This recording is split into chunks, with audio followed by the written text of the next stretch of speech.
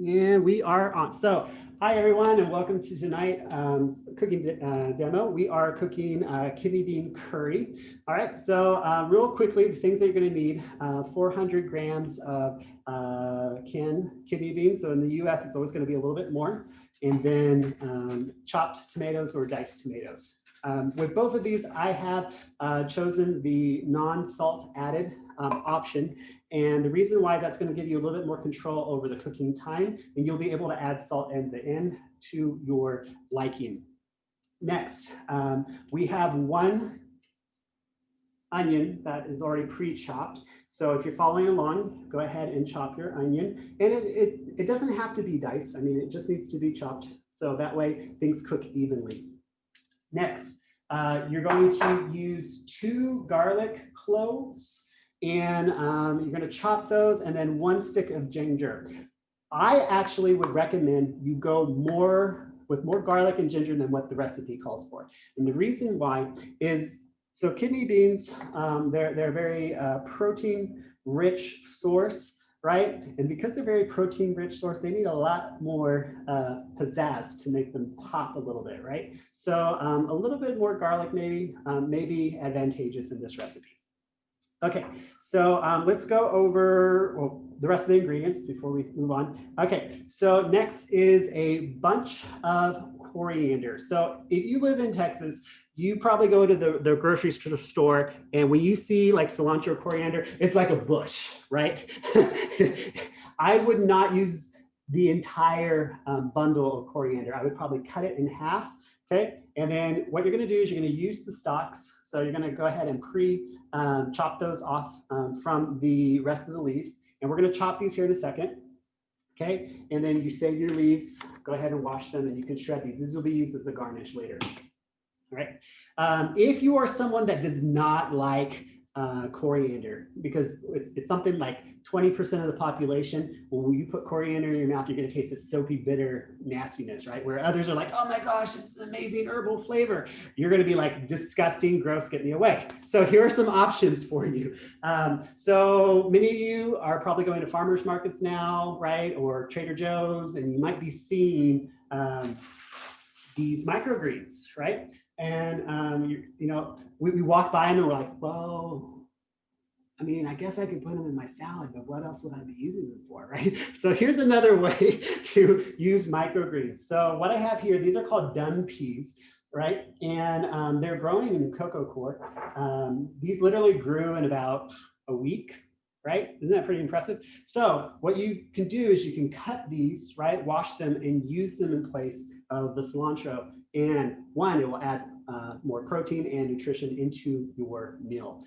Really, really tasty. So I'm going to use a combination of the two today. So I'm going to use both cilantro and dun peas, but you can get creative. So you might see arugula, you might see some other options like the red amaranth. These would probably be really, really good in your dish.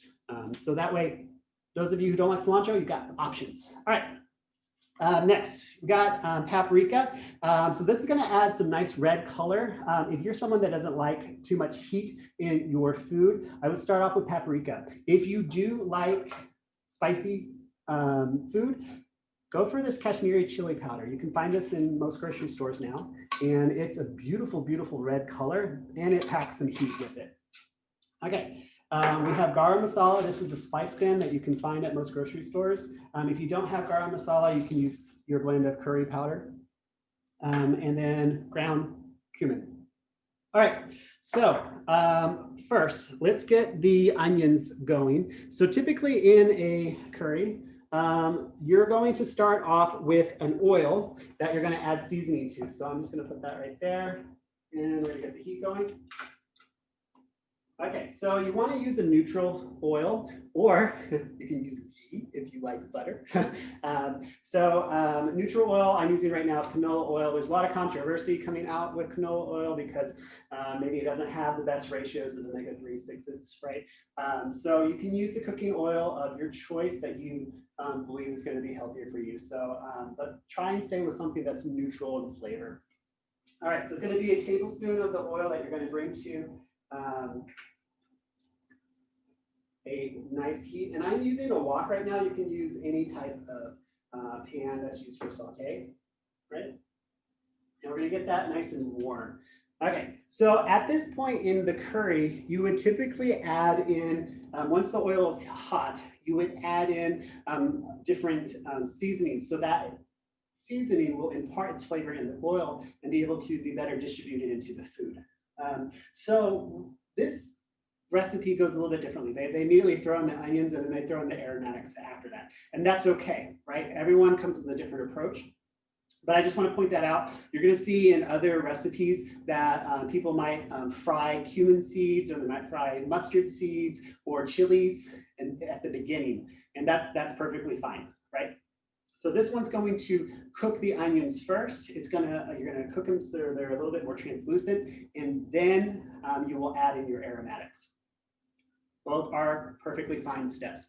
Okay, so while that's heating up, let's chop our garlic, ginger, and cilantro, and microgreens. All right, let's get that back just a little bit. Okay, trick about ginger. So when you buy your ginger, it's going to have like different fingers and prongs, right? And then you'll have a skin layer. You can use a knife, right? And you can just go through and just slice that skin layer off. Or you can use your spoon, which is a little bit safer, right? Your spoon's not going to rip off too much skin compared to a knife. And then you're just going to shave off that skin. So in just a matter of seconds, I got a large percentage of that skin off. So you can just shave that off real quickly and hold it on a table. It had someone time me, right? But you can get quite a bit off. See? So you would do that with the entire section of your ginger, slice it into coins and make it really, really fine, okay? All right, garlic. For your garlic, this is one thing that I recommend if you haven't already learned this before, to do this going from this point forward. So you got your garlic, it's wrapped in all this paper, right? You can peel it and that takes forever, right? It's like, oh, wasting time. So use the smash method. You got your knife, put your garlic there on your chopping board or whatever surface you're using. Turn the knife sideways, okay? And you're going to smash, okay? So it breaks it up like so. Then you just easily peel off the paper. The paper comes off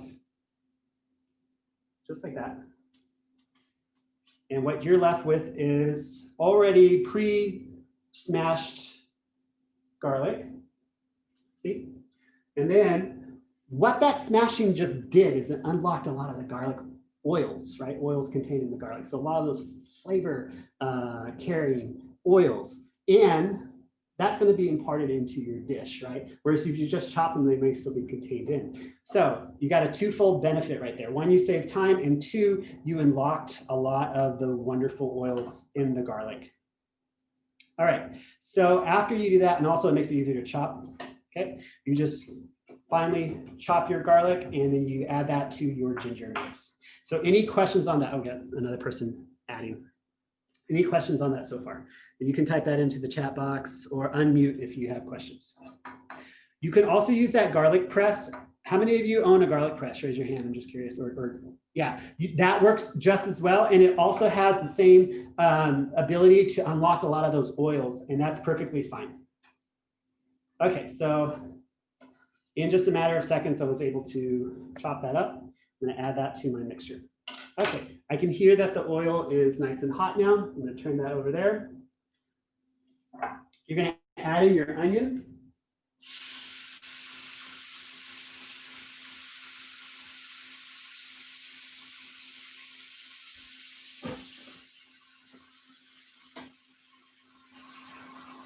And we're gonna cook this until it's translucent. So that's gonna take right around 5 minutes probably. So you're gonna stir occasionally. And while that's cooking, we're gonna go back to chopping our cilantro, coriander. Okay, so first I have the stalks that I've pre-washed, okay? And you wanna get those together in a bundle. And then you want to finely chop these. The coriander stalks have a lot of flavor and a lot of beneficial health properties to them. So you want to chop them up so that way they impart the flavor. Now, if you do not like cilantro, you can use parsley. And you would essentially do the same thing.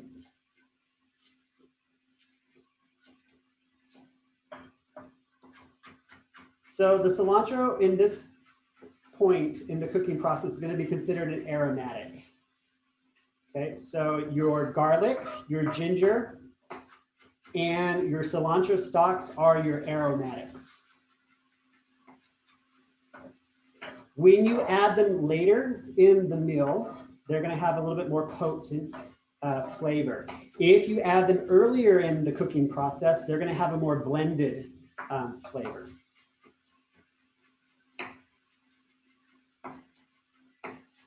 Okay, so I have my diced or chopped stalks. Next, if we were using microgreens, which we are, this is how you harvest them. I'm going to stir the onions a little bit. Okay, scissors. And what you do is you grab. So you don't want to grab any soil, right? You want to grab from the top, and then you just cut them off like so. Okay, and you wash them just like you would any other veggie. I'm going to put a few here. How many would you need? I would say a few bundles full. Bundles meaning like handful. And this is what's really cool about it. You're getting, if you use microgreens, you are getting extremely nutrient dense food into your diet because you're pretty much cutting it right off the plant. Okay. So here, I got some. I'm going to rinse those off.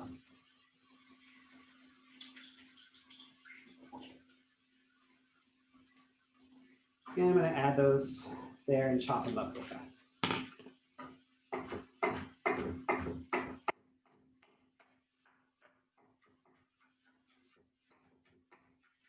So one of the things about microgreens is that when the plant is young, the nutrients kind of concentrate into those new forming leaves. And it's almost, some studies say 6 times as nutrient dense as the vegetables that you get in the store. That's pretty cool. All right, so right now the onions have been cooking. It's probably around the 5-minute mark, and they are, I don't know if you can see with the camera angle. Let's like turn off this overhead. Hold on.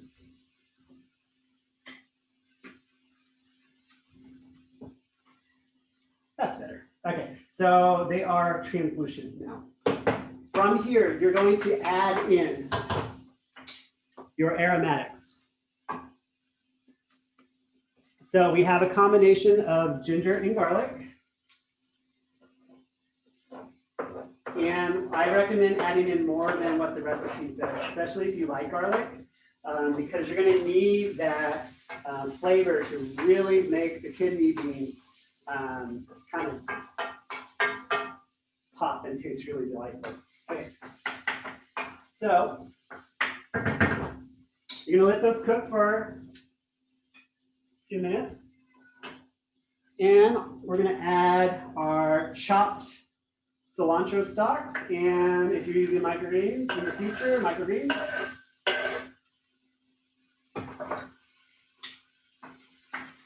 And you're going to start to smell the aromas coming off of the ginger and the garlic.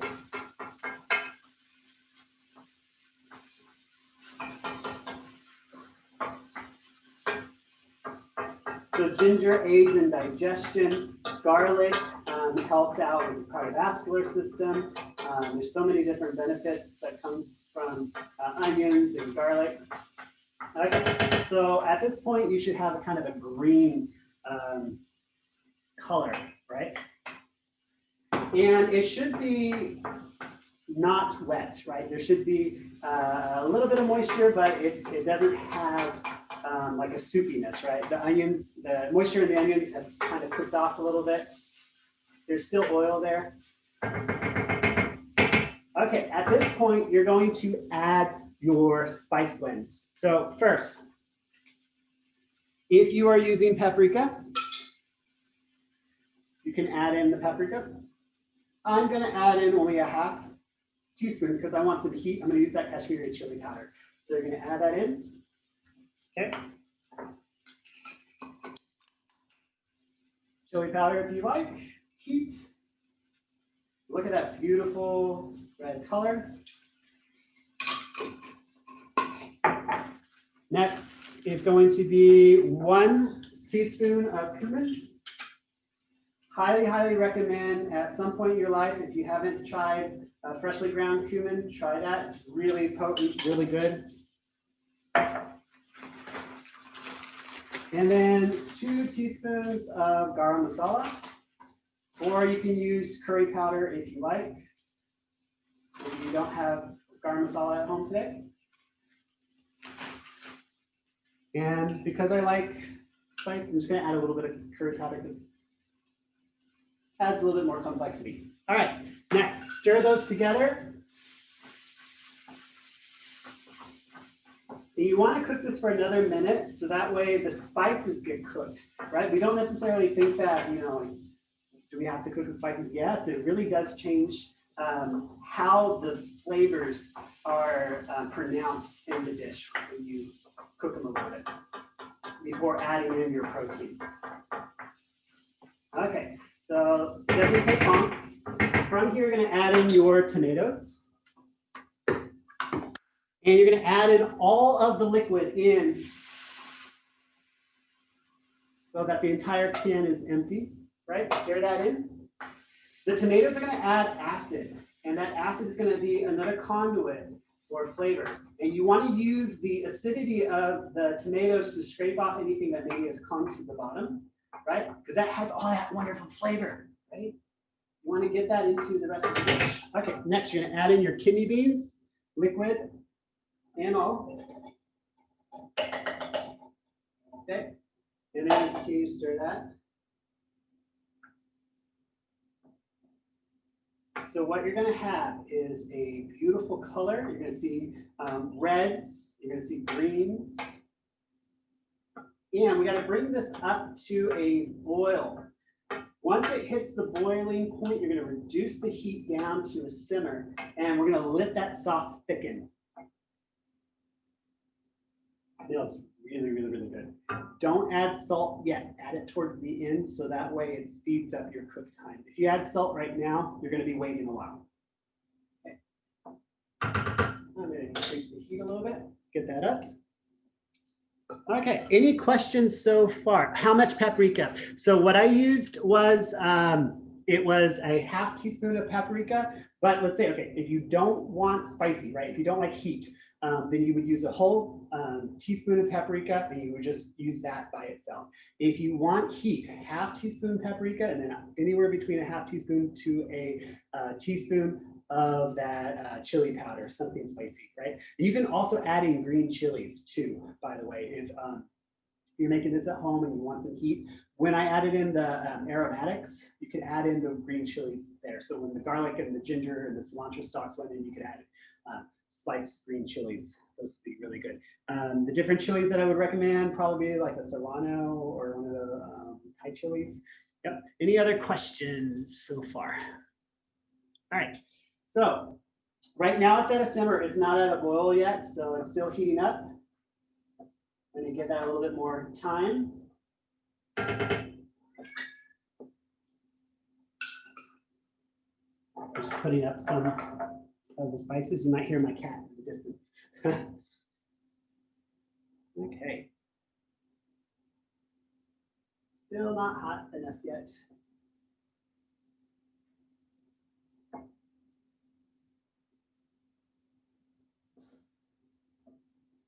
So right now, if you look at the consistency of the liquid, right, it's still very, very runny. We're going to want a thicker consistency. So that way, when you put it on rice, it kind of holds and you're able to mix it and have this like yummy consistency in your mouth. So what's interesting about kidney beans is they have a little bit of sweetness, natural sweetness to them, right? And so the balancing of the flavors. So when you add in the tomato, you got your acid, right? You got your heat from your paprika or your Kashmiri chili powder or any green chilies that you've added. Right, you have your herbal profiles from the cilantro or microgreens or any other greens that you added. You have all your spices. So it becomes a really, really complex and delicious meal. Let's talk about the benefits of this. So one, this is a very high fiber meal. So kidney beans, very, very high in dietary fiber. You got your tomatoes that are rich in fiber, all of your greens. And then also, you are in charge of the amount of oil. So that did require 1 tablespoon of oil, but you can reduce it and, you know, and keep the calorie count down that way. Let's see, we got some questions coming through. I usually do not like the liquid in canned beans, too metallic taste. Is it okay to drain it? Yes, you can drain it and you can rinse them. And then, yes, you could add vegetable broth. That would work as well. And thank you, Lygia. Yeah, so another option too is if you don't want to use the canned beans, you can measure out 400 grams, right? Beans probably a little bit less, right? Because they're going to absorb water. Soak them overnight, right, in a bowl. And then you can use those in your dish as well. And also feel free to explore. You don't have to use kidney beans by themselves. You can use other options as well. This could be made with different types of lentils. One being chana dal. That would be a really good one. Let me see if I got an example of that somewhere. Chickpeas would be another option, which I think chana dal is a type of chickpea. You can really branch out. Okay, so that's at a boil now. So I'm going to reduce the temp a little bit. And we're going to bring this back to a simmer and just let that thicken. And that's a good option too. So what Lygia said was, so you can wash. So you could take this can, you could dump out the beans into a strainer, rinse them, right, to get all the water that was in the can off of the beans, and then add your own veggie stock in place, and that would be excellent. And if you don't have veggie stock, you can use water from whatever source you're using. Water would be good. Let's see. Let's see. Got some more questions coming through. Is it okay to drink? Okay. Wonderful. Like. If hypothetically one curbside grocery order included way more ginger than needed, what's your recommended method for preserving fresh ginger, freezing? So ginger will last for a few days at room temperature. It's kind of interesting like that. It's kind of alive. I would keep it in the fridge. One of the things that you can do, I'm just going to, if you have a spice grinder, so this is old ginger. It can be dried. And if you have a spice grinder, you can grind it into ginger powder.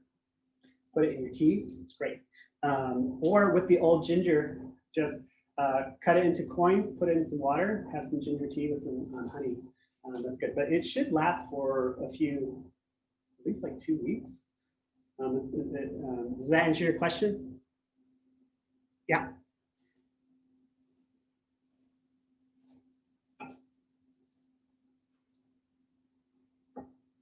So this is starting to thicken up.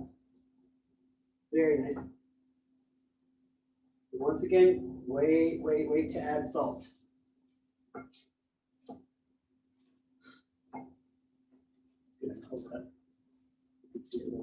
So right now, it's not, I don't want to get too much steam on the camera. It's not thick enough yet. It needs to thicken up a little bit more. And if you're looking at the amount of time, we are still within like a 30-minute time frame. So, and I did a lot of talking at the beginning too, so it's probably even less than that. So you're looking at a very, very quick, healthy meal. So this is vegan. If you use ghee, it will not be vegan, right? But this is a vegan meal, high in protein, high in fiber. If it's paired with rice, it's gluten-free. So for those of you who have to avoid gluten, that's a great option for you. You could also serve this with some homemade tortillas or roti. Those would be absolutely delicious with this. There's a lot of different things you can go for with this. You can also have some rice with some yogurt and a little bit of, I'm talking like the Greek yogurt, right? No flavoring, and have this curry with it. So it is getting very close to being done. When it gets a little bit thicker, we're going to add in salt, and we'll taste it and add in more seasonings as needed. Lastly, we'll garnish with this cilantro. Let's see if there's any more. Oh, thank you. Yes, it does. It smells really good in here. I wish you all could be here to smell it. Okay, let's see. Michelle, Michael, have you added the ginger garlic paste that was in the glass jar, or will that come later? Yeah, so that's an excellent question. So I keep this handy just in case. So when we do, so I added in the fresh stuff with the aromatics, but once it's thickened, I'm going to taste it again. And if I don't get a really strong garlicky, gingery flavor, that I would like, remember, everyone's different. I like that. Some of you may be like, oh, this is very subtle. It's very nice for me. I like, potent flavor. I will add a little bit more of this. You can also use this in place of the fresh garlic and ginger if you're short on time. Just add it in at the same part of the aromatics. So the amount that I would add would be anywhere between 3 to 4 teaspoons of this for the amounts that were required in the recipe. So notice how it has a really nice color. And that's one thing I want to point out too, is that we don't just eat with our mouths, we eat with our eyes, right? And we want something that looks visually appealing. And it harmonizes with our personal psychology a lot of times, right? So when we see contrast in colors, right, it makes things more psychologically appetizing, and the experience too.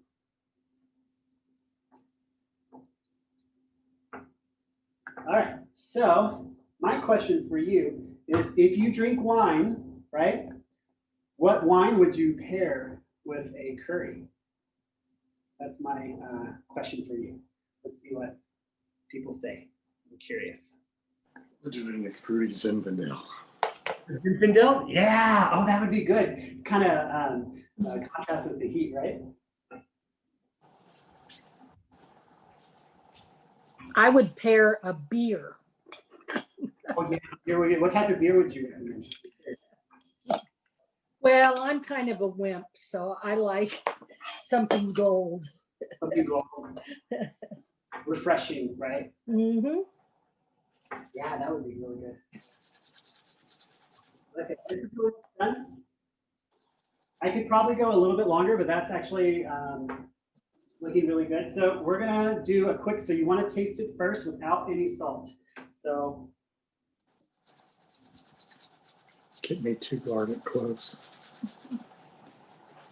Okay, this has beautiful balance. It has a lot of good heat from the Kashmiri chili powder. It does need salt. One thing I would say, with any type of legume, you want to be cautious with the amount of salt that you add, because they do naturally contain salt inside of them. So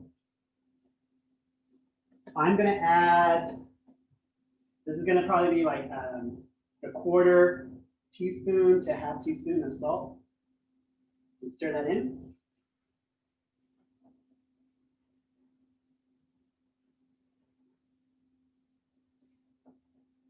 And sample again.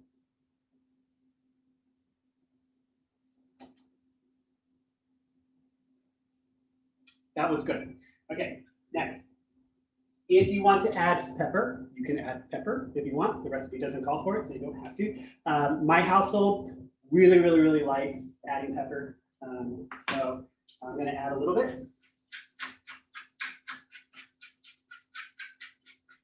And then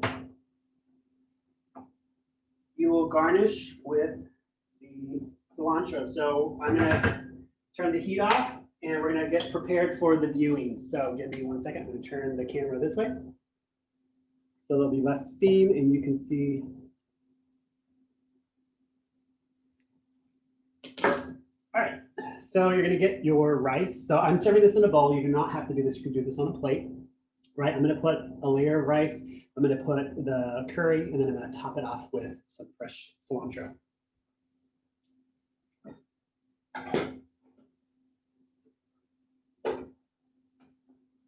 And I did pre-make rice in a rice cooker. Don't judge me. Okay, so serving size would be anywhere between 1/4 cup of rice, 1/2 cup, right? And then spoon some of this delicious curry.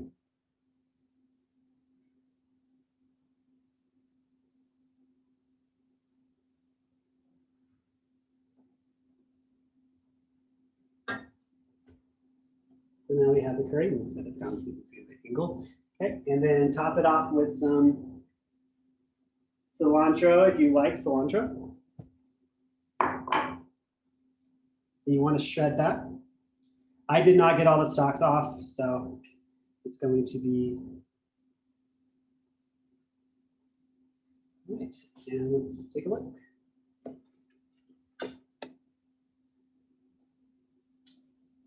All right, so here we have our different layers. So you have the rice on with the curry. I'm going to move the cilantro out of the way. I just realized I can't really see. So here you have the different layers, right? So you have the kidney beans, you have the tomatoes. The onions have become very translucent and kind of blended in with the sauce.